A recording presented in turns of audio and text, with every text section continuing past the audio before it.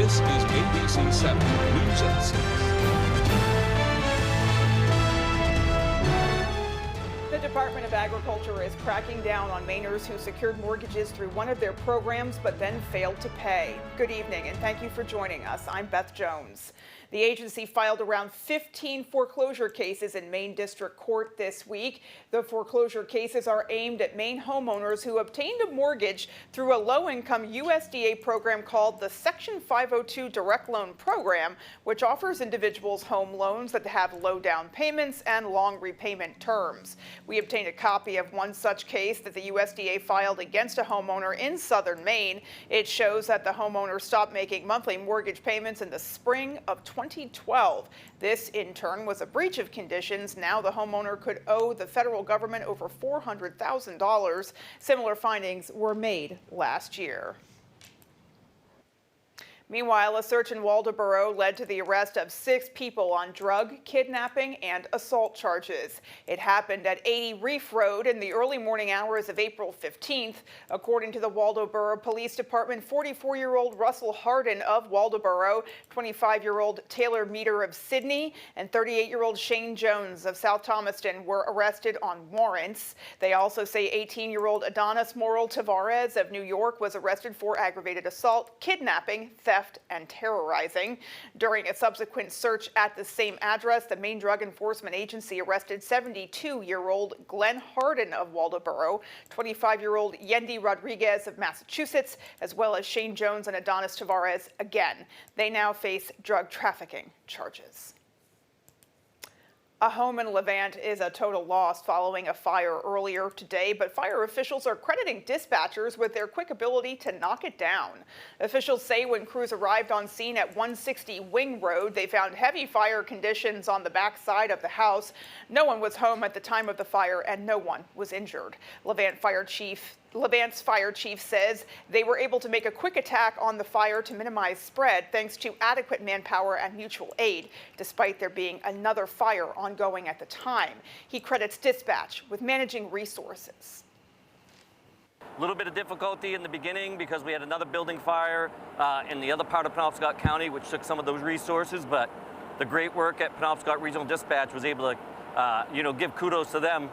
Dispatch week, and they were top-notch today, really made the difference. Due to smoke and water damage, Chief Stroud says the home is a total loss. He says they will contact the State Fire Marshal's office so investigators can determine the cause. In other news tonight, Central Maine Power is proposing a change that could lower their customers' bills starting this summer. But others say they aren't so sure of the savings. Our Callie Warren joins us now live to explain the CMP rate proposals filed today with the Maine Public Utilities Commission. And Callie, we understand some of the confusion here lies in the fact that there's both a decrease and an increase going on. That is the case, Beth. Central Maine Power has submitted a one-year rate proposal to the Maine PUC to review its 2025 annual compliance filing, which reduces the portion of current rates that were tied to the extreme storms from 2023 and 2024. CMP says that if that's approved, a residential customer with average electricity usage would see their bills go down by $4 a month starting in July. Then in coming years, they will increase slightly. I spoke with a CMP spokesperson to find out why and what customers can expect. So there are 2 key filings that are going on at the same time. Those 2 filings were both submitted Friday to the Maine Public Utilities Commission, or PUC. According to Central Maine Power, rates will fall for the average electric customer as storm damage costs from previous years roll off of electric bills. One is CMP's annual compliance filing from 2025, so that contains over $100 million in storm costs from some of the major storms that CMP experienced in 2023 and 2024. Vladowski says CMP intends to make grid and infrastructure improvements to offset future storm damage costs, with no increase to charges for 10 months and a small increase after that period. There are these refundable temporary rates that would allow for a $4 decrease in bills for a period of 10 months, and those would go into effect on July 1st. And then what they would also see is a one-year rate plan from May 2027 until April 2028. And in that plan, we're limiting any cost increases to a maximum of $7 above what they're paying today. Those numbers represent the average residential electric consumer. The Maine office of the Public Advocate represents Maine utility consumers in PUC proceedings. Public Advocate Heather Sanborn released a statement saying in part, quote, CMP's filing makes clear that the company is not only seeking to recover higher operating costs and capital investments, but also to increase its profits. This comes at a time when Maine families are already facing the rising costs of everything from gas to groceries and housing. This is a complex proposal, and Maine people deserve a clear and transparent understanding of how it could affect their bills. The Office of the Public Advocate will closely scrutinize every aspect of this proposal to push for affordability, transparency, and fairness, and to ensure CMP is only charging what is truly necessary to provide safe and reliable service. End quote. Right now, these rate changes are just proposals. These adjustments are subject to a full, transparent review by the Maine PUC later this year. In studio, Callie Warren for ABC7 and Fox 22 News. Beth, back to you. Callie, thank you. Governor Janet Mills has signed into law a measure that creates a state advocate for children. She signed the measure on Thursday. LD 1893 establishes an independent office of the child advocate in state government. A statement says once operational, the office will receive and investigate complaints, share information with the public, and advise the governor and state lawmakers on how to improve services and protections for children. The sponsor of the bill says the existing ombudsman plays a critical role in protecting children's rights and safety, but its work has been limited to cases involving state child protective services. Meanwhile, a bill that will help improve access to oral health care for Maine children has also become law. LD 1746 provides funding for mobile dental health clinics to be held at public schools so services can come to children where they are. It also provides training and education to primary care providers on minimally invasive dental disease treatments for infants and young children that can be done in a pediatrician's office. Assistant House Majority Leader Lori Gramlich sponsored the bill. She said, quote, dental disease is the most common chronic condition affecting Maine children, and if left untreated, it can harm physical health, school performance, self-esteem, and more. By improving access to care and catching problems before they become emergencies, we can make sure kids don't have to miss school or suffer preventable pain, end quote. Well, the site of Waterville's Northern Light Inland Hospital has been sold. A Northern Light health spokesperson confirmed that the sale occurred yesterday to a local development company. It's unknown what the future is for the health campus. The hospital's closure was announced on March 13th, 2025, and its final day of operation was in June of last year. Suzanne Spruce, Chief Communication Officer for Northern Light Health, released a statement saying the following. On April 16th, 2026, the sale of the Northern Light Inland Hospital campus was finalized, and the property has been transferred to a King Weinstein affiliated company. King Weinstein is a well-known Maine-based development company, and we are confident that the Waterville community will benefit from redevelopment of this property under their ownership, end quote. We did reach out to the company known as the KRE Brokerage Group. We have not yet received a response. Well, after securing funding, Senator Susan Collins toured a local fire station today, seeing firsthand the need for a new facility. Our Alexa Kennedy has more. Dixmont Fire Department volunteers highlighted longstanding issues with their building today, taking Senator Susan Collins on a tour that revealed exactly why that $2.3 million federal grant for a new station is so sorely needed. Dixmont Deputy Chief Durwood Hopkins says he hopes a new station will shorten response time, attract more volunteers, and improve the mutual aid experience for neighboring departments. A little town like this, there ain't much here, so we gotta do what we can do with what we got with. Hopkins says the department struggled with limited resources, including cramped working space, aging equipment, and a lack of running water. We have actually had a number of people say that, you know, if you get a new station, we'll come volunteer. Bemis called the grant a major milestone after a previous failed attempt. It holds a community together. You know, your fire station, your fire department and whatnot, that's kind of your central. She says it's important that Senator Collins saw it for herself. When you come here in person as opposed to relying on descriptions and photographs, and talk with all of the volunteer firefighters and EMS personnel, it really hits home how much this is needed. The new Dixmont Fire Station will be located only 2 miles from the existing one, and the land has already been cleared by volunteers. Construction is expected to begin once funds are released. That timeline isn't definite yet, but is generally expected in the next year. In Dixmont, Alexa Kennedy, ABC 7 and Fox 22 News. Alrighty, folks, let's pause now and we'll get a first peek at our forecast. All right, thank you. Happy Friday. Look at us. High temperatures back near 60 across the area once again today. Tomorrow, though, same story, but then some changes are on the way. We have a cooler weekend, back half to it, and then definitely colder Monday, Tuesday, and Wednesday of next week. Today, though, lots of clear skies across the area. A very nice day. A quiet night tonight. A pretty nice day tomorrow, followed by this system here across the Midwest and Great Lakes once again. It has lots of energy, lots of moisture. It is moving our direction for not tomorrow, but for late tomorrow night, but more so on Sunday, with another healthy rainfall on the way for us for Sunday. So out there for today, looking at clear skies across the area today, clear skies again tonight. There could be some dense fog in the area tonight, followed by increasing clouds tomorrow evening. And then here comes that rain for Sunday. Off and on rain showers Sunday, ending Sunday evening. That rain, though, could be locally heavy on Sunday night. Our forecast time for tonight, those clear skies, not as cool, with low temperatures down near 40. Your full forecast is coming up.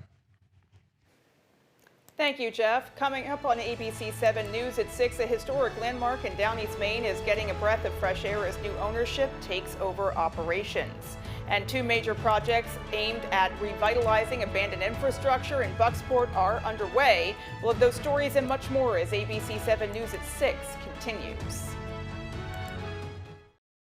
Spring is here and the rebates are huge with Valley Home Services. With the quiet and efficient Fujitsu Airstage units, there's never been a better time to buy. And with Efficiency Main rebates up to $9,500. Plus, Valley Home is offering an additional promotional discount of $750 per system until April 30th. Best of all, everyone qualifies for a rebate even if you've received one before. Spring into home comfort and incredible rebates with Valley Home Services. Starting in May 2026, Maine Paid Family and Medical Leave gives eligible workers up to 12 weeks to take the time needed for parental and family care, medical, military family, and safe leave. With partial wage replacement, your income stays protected, giving you peace of mind. Leave is flexible, portable, and available to self-employed Mainers who elect coverage. Maine Paid Family and Medical Leave. It's how we care. It's who we are. Benefits begin May 2026. Learn more at maine.gov/paid-leave. Chevy trucks are as capable and dependable as the Chevy people who drive them. You probably know one. Your sister. Your buddy. The ones who always show up. They all have that little extra something. And maybe you got it too.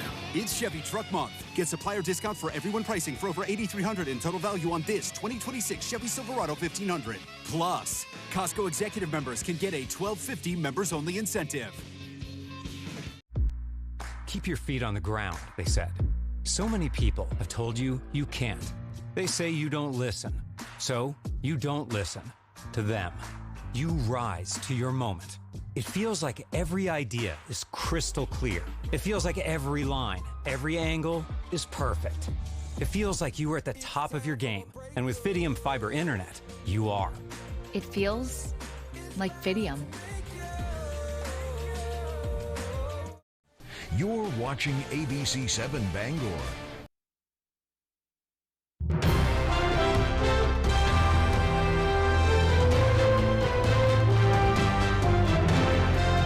Two major projects in Bucksport are in the beginning stages that will ultimately revitalize abandoned infrastructure. But the plans for one project have yet to be disclosed, while the other has been slightly derailed. Our Doug Banks explains. Two major projects aim to revitalize abandoned infrastructure in Bucksport. First, the 4-decade dormant Sprague North Oil Terminal. Locals may refer to it as the coal pocket. The 13-acre property was recently purchased by Dysarts Realty, an LLC affiliated with the family business. They declined to comment about the purchase on Friday. It's property that's been here for a while. They're doing their due diligence on the property. So if you've never traversed it by water, there used to be a dock down there. The dock collapsed into the water, but the pilings are still there. The Dysart family did file with the DEP to get a dock put back into the location. The other aims to revive railroad branches running through the town. Currently, the line is exempt in Bucksport. However, Transloadex is looking into the possibility of getting that line restarted. But plans for that have been slightly derailed for now. According to Bangor Daily reporting, Transloadex, which did not respond to our request for comments on Friday, filed an exemption with the Federal Surface Transportation Board last month to limit review requirements. This action triggered allegations from multiple people and entities against the company. Those accusations include unfair and inequitable conduct in the sale of a Massachusetts railroad and operating without necessary permits. Company owners have denied those allegations. The board reportedly decided on Tuesday to postpone granting the exemption to see if the company is eligible to do so. The board also directed the company to address the allegations by May 4th. In Bucksport, Doug Banks, ABC 7 and Fox 22 News. And still to come, our Max Sturm is up next with sports. Hank's Husqvarna is your trusted full-line Husqvarna dealer, offering you everything you need for your outdoor projects. From high-performance lawn tractors and zero-turn mowers to chainsaws, trimmers, battery-powered and powerful snowblowers, we have just what you need. Every piece of equipment is fully set up, serviced, and ready for use by our certified Husqvarna technician. And all sales are backed by our in-house Husqvarna warranty. For parts, service, or new equipment sales, make your way to Hank's Husqvarna in Carmel or Newport. Need a driveway paved or an entire road surfaced? Give Eaton Paving and Excavation a call. Eaton Paving offers a full line of excavation packages, from new home projects to new and replacement septics and driveways. We also install new shoreland and do shoreland repairs. Our operators have more than 75 years combined experience, and we have been delivering quality, professional service for nearly 3 decades. We strive to exceed your expectations. Give us a call today at 207-348-5630 or visit us at EatonPaving.com. Welcome to outdoor living. Welcome to Granville Stone and Hearth. Goodness knows we've been cooped up long enough. Make plans now to enjoy the outside of your home too. Come to Granville and see, touch, and imagine what you can do in your backyard. Light a path, light a fire, grill a meal, sit a bit. It's all in stock. There's a staycation right outside your door with expert help from Granville, one of the largest outdoor living suppliers in Maine. Granville Stone and Hearth, Main Road, Holden. Peter Pan here. You know, I thought growing up would be the worst. Bills, responsibility, pants. But then I found a way to hack adulthood. It's called AAA. Grown-up perks, zero grown-up stress. Woo! Insurance and roadside assistance? Hey, yep. It's cool. I've got AAA. And don't forget, epic discounts on dining and travel. With AAA, it pays to be a member. A little more whipped cream, please? Yeah. Hey, Maine. Think you're wicked smart? Well, put your knowledge to the test with me, Ken Jennings, on Jeopardy! Weeknights at 7:30 on ABC 7.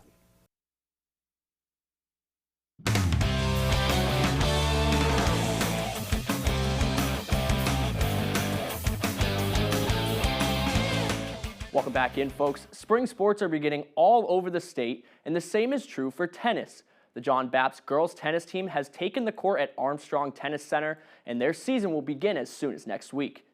During the first few weeks of practice, teams often focus on the physical skills surrounding the sport of tennis. And while that aspect of the game is focused on heavily and is important, tennis is also very much a mental game. Sophomore Jenny Wynn says preparing herself from a mental standpoint is the first step towards improving her skills on the court. It's about improvement, and so we have to be better at the end of the year than we are at the beginning, and if we do that, then we have every chance of making a run at Northern Maine. We're not going to worry about the results. We're not going to worry about how far we make it. We're going to worry about improving day by day. Last season, the Crusaders girls tennis team found themselves in the Class B North playoffs, where they qualified and played in the quarterfinal round. This season, head coach Jason Hoyt says the key to making a run at the title is simply taking it day by day. For me, it's really important to focus on the mental health because This is my first season, so I get really nervous. So I have to mentally prepare every day so I could do good on a game or a practice. Let's transition to the ice now. The NHL regular season was wrapped up on Thursday. The playoffs are less than 24 hours away, and both the East and West matchups are finally set. Starting with the West, the top-seeded Colorado Avalanche will take on the Los Angeles Kings. Kings have faced and lost to the Oilers in round one each of the last 4 years. Sorry, Kings fans, I don't think this changes much with this matchup. Maybe the most intriguing matchup in the entire postseason lineup, the Stars will make another run at the conference finals, starting with a series with Minnesota. In their first season, the Utah Mammoth will face the Vegas Golden Knights, and the Oilers will take on the Ducks. Now for the East, the Boston Bruins will take on the Atlantic Division champ Sabres. More on that coming up. The Lightning will face Montreal. That's another good one. And top-seeded Carolina will take on an underrated Ottawa Senators team. And the Pennsylvania rivalry of Pittsburgh and Philly will see a 7-game series. Now let's lock in on that Bruins versus Sabres matchup. Bruins and Sabres both kind of seen as underdogs at the beginning of the year. Bruins missed out on the postseason last year and were not expected to change that this year, but they are back. The Sabres, well, this is their first postseason appearance in 14 years, breaking the longest postseason drought in American sports. Sorry, New York Jets fans, that's now you. Sabres not only earned a postseason berth, but won the Atlantic Division, which will grant them home ice in this series. Let's take a look at that schedule now. Game 1 will be on Sunday, April 19th at 7:30 p.m. on ESPN and NESN. Game 2, Tuesday, 7:30 p.m. on NESN and ESPN.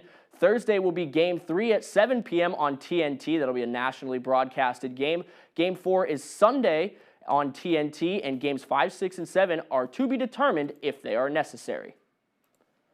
That's all the time we have for sports. Here's your full 5-day forecast.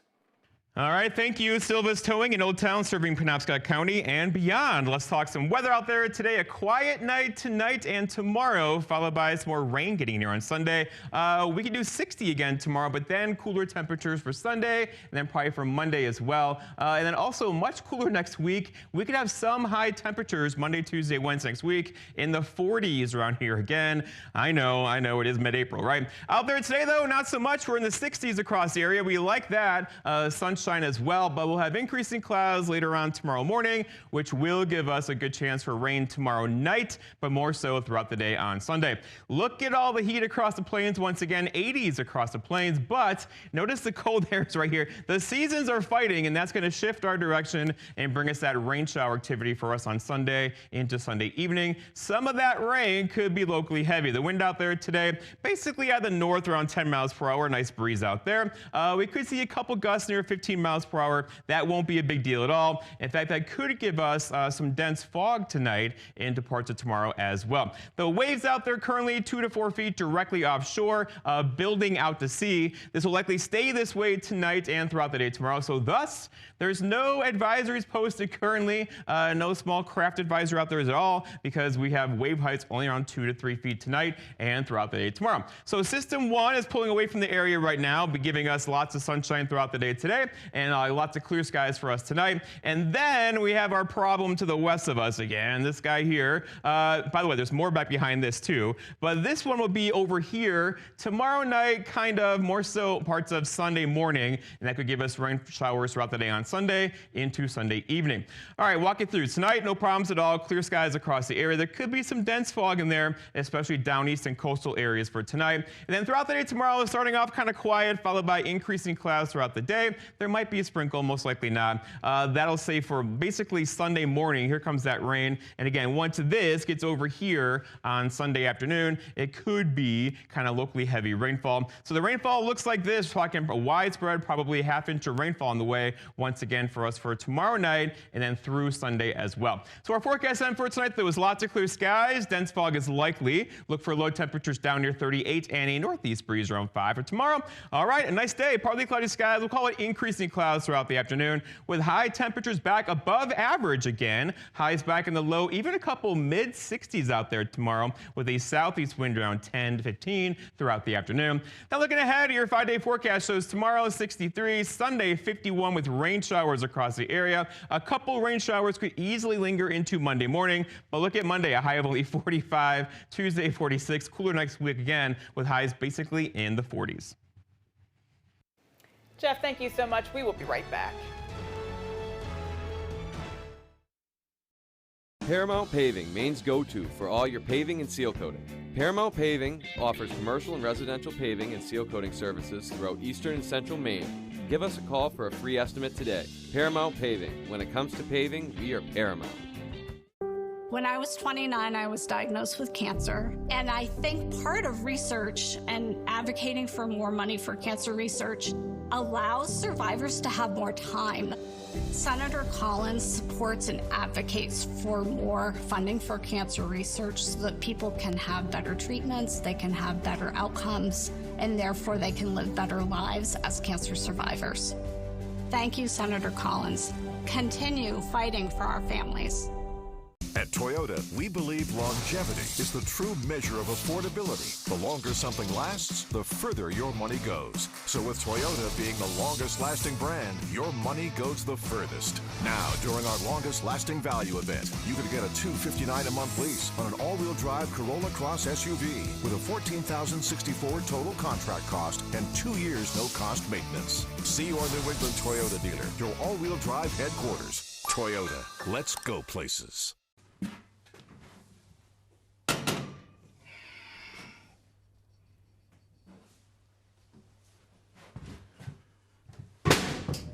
Hey! That ought to do it.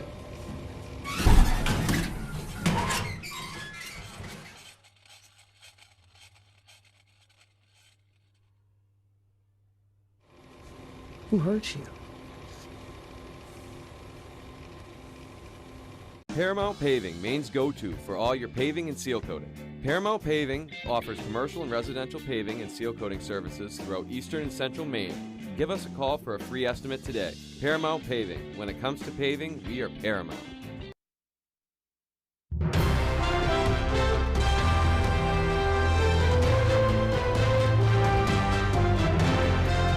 A historic landmark in Down East Maine is starting a new chapter. The iconic Astiku in Bar Harbor has been sold amidst restoration efforts to preserve the more than century-old property. Monday, Atlantic Hospitality announced the sale of the historic hotel in Bar Harbor to Ocean Properties, stating restoration will continue as planned. Since 1884, the Astiku has welcomed travelers visiting Mount Desert Island. Atlantic Hospitality reopened the property in 2025 following a series of restorations to revive the inn for the next generation of guests.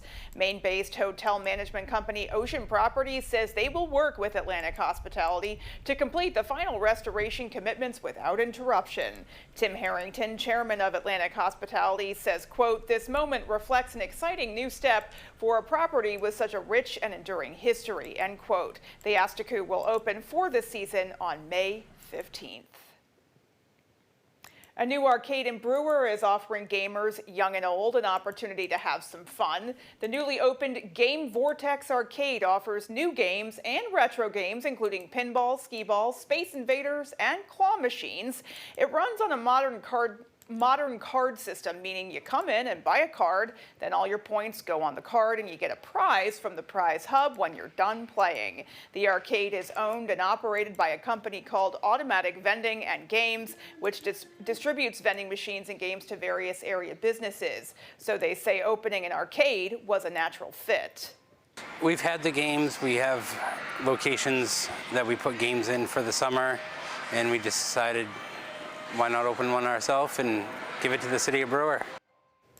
Well, you won't see any big signage letting passersby know where the arcade is, but Ryder says it is off Wilson Street across from McDonald's and behind LL Flooring. The arcade is open all week long from 12 to 8 Monday through Friday, and then 10 to 8 on Saturday and 12 to 6 on Sunday, so go get your game on if you are so inclined. Alrighty, folks, that is going to do it for us. From everyone here at ABC 7 News, take care and have a great rest of your night. And for more, join us over on Fox 22 News tonight at 6:30.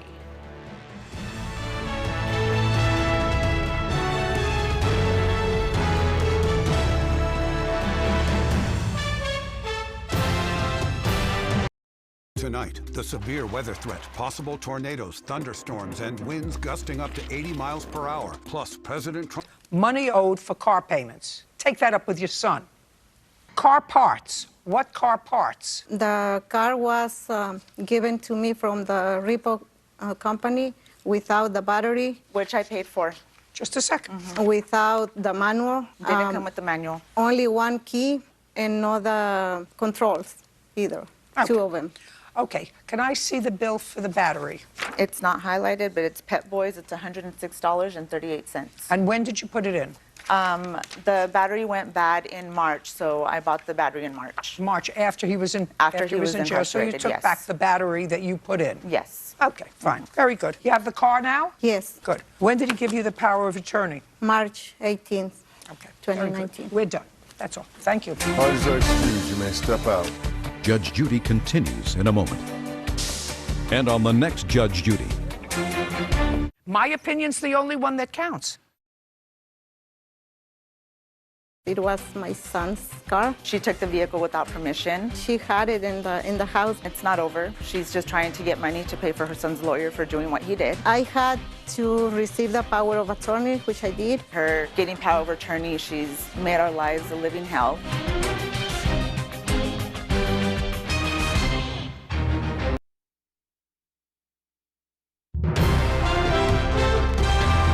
This is Fox 22 News Tonight. The Department of Agriculture is cracking down on Mainers who secured mortgages through one of their programs but then failed to pay. Good evening and thank you for joining us. I'm Beth Jones. The agency filed around 15 foreclosure cases in Maine District Court this week. The foreclosure cases are aimed at Maine homeowners who obtained a mortgage through a low-income USDA program called the Section 502 Direct Loan Program, which offers individuals home loans that have low down payments and long repayment terms. We obtained a copy of one such case that the USDA filed against a homeowner in southern Maine. It shows that the homeowner stopped making monthly mortgage payments in the spring of 2012. This in turn was a breach of conditions. Now, the homeowner could owe the federal government over $400,000. Similar filings